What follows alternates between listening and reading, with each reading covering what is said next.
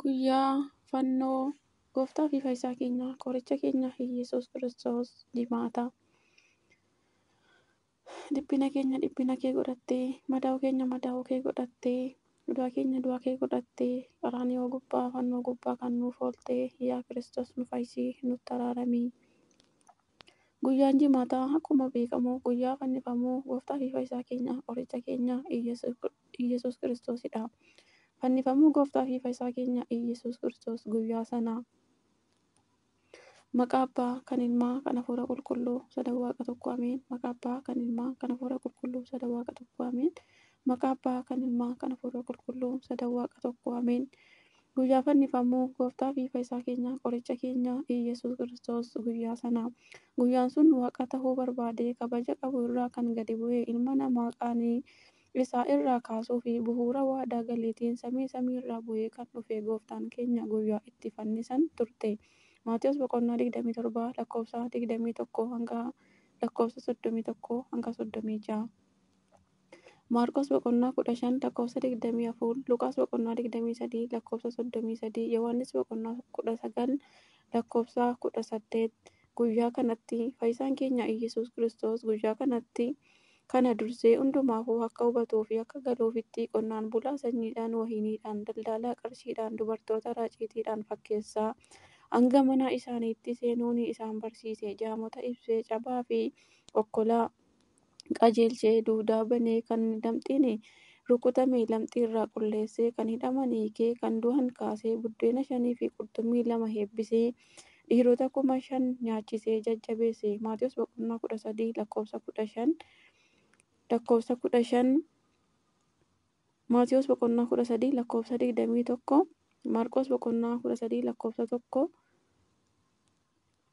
hanga 37. Luqaas boqonnaa 13 lakkoofsa 6 hanga 21. Yohaannis boqonnaa 5 lakkoofsa 1 hanga 18. Yohaannis boqonnaa 9 lakkoofsa 1 hanga 41. Fayyisaan keenya 41. Kana kan arge diinni keenya seexanni namatti galee himannaa itti cabse. Maanguddoonnii fi hangafoonni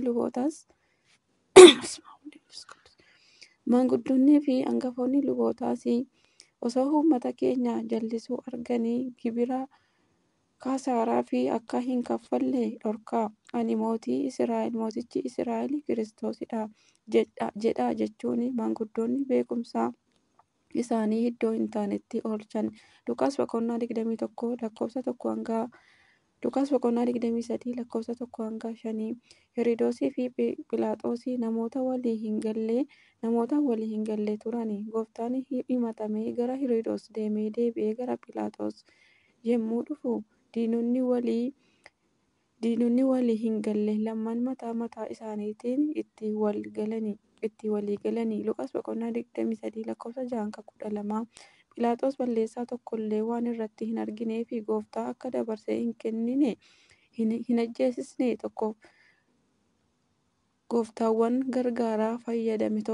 garaagaraa fayyadame jechuunis gara Heroodisitti geessaa jedhe. Gooftaa fi Heroodis namoota Galiilaa waan ta'aniif ni nahaaf jedhee yaade. Ayyaana waggaa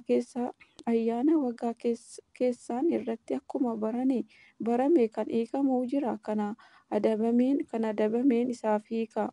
Kan adabame sana hiika jedhee gaafate. Filannoon isaanii garuu barbaannuuf hiikamuu ture.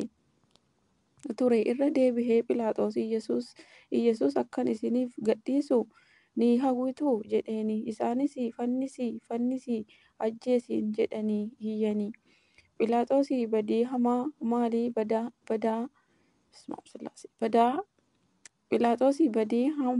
maalii hojjete? Kan du'aan isa gahu badii irratti hin argine. Kanaafuu garafsiiseen isa gadhiisa jedhe. Garuu guyyaa suni guyyaa itti murtee dhugaa itti bade waan taateef fannisiin jedhanii tokkummaan walii galanii. Goolii kaasuun dhiiga dhangalaasuun hidhamee kan ture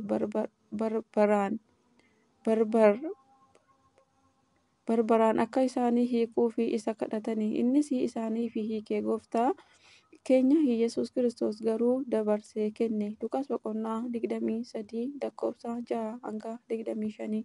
Gooftaan keenya Yesuus Kiristoos yeroo fannifamu rakkoo fi dhiphina isa arganii laphee isaa rukutaa yeroo boohan arge. Isin yaa dubartoota Yerusaalemii ofii keessanii fi ijoollee keessaniif boo'aa malee anaaf hin boo'inaa. Harmi hin hoosifne, gadameessi hin deenye eebbifamtuudha. Barri itti jedhan ni dhufa waan ta'eefi jedhe. Tokkoon isaanii cubbuu isaanii yaadachaa akka boohan itti hime. Luqaas boqonnaa 23 lakkoofsa 27 hanga 31. Guyyaa sanas dura yeroo gooftaan gara Gibxiitti godaane saamtonni 2 saamuuf itti dhufanii inni Xiixos jedhamu gooftaa haadha isaa harkaa fudhatee baatee nagaadhaan isa geggeesse. Fannoo irrattis wal argani.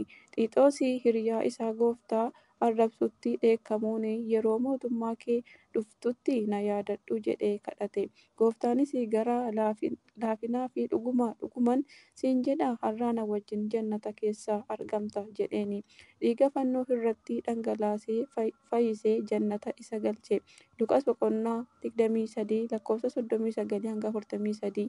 Gooftaan keenyas fannoo irra yeroo gadi ilaalu bartuu isaa jaallatu Yohaannisii fi haadha isaa durbeen Maariyaam boo'ichaan dadhabanii isa arge. Bartuu isaa jaallatu Yohaannisis waamee akkas jedheeni.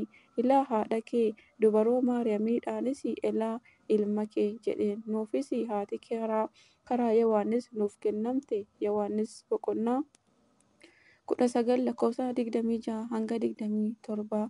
Guyyaa sanas lafa irratti golgi mana qulqullummaa iddoo lamatti tarsa'e. Lafti ni hollatte. Awwaalli tokko golgi mana qulqullummaa iddoo lamatti tarsa'e. 2 lafti ni hollatte. 3 awwaalli ni baname. 4 namoonni du'anii ka'anii.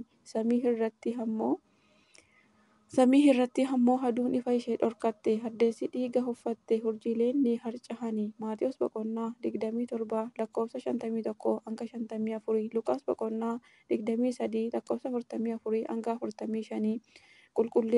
Qulqulleettii lubbuu isaa qulqulleettii foon isaa irraa fo'amtee gara Si'oolii deemuun lubbuuwwan waggaa 5,500 Si'ool keessa turee fi bilisummaa labsee jannata isaan galche.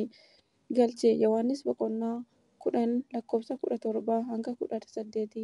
Ameen. Galanni Waaqayyoof haa ta'u. Deessuu haadha isaaf ulfaataa fannoo isaaf hanga bara baraatti. Ameen. Nuuf jedhee jaalala isaa nuuf ibsu qaraanioo gubbaa kan oole fayyisaan keenya gooftaan keenya qoricha keenya Iyyasuus Kiristoos dhiifamaa nuuf gochuun nutti araaramu nu fayyisuun fedhaaf jaalala Waaqayyoo nuuf haa ta'u. Kiraalaa Yesuun. Ameen.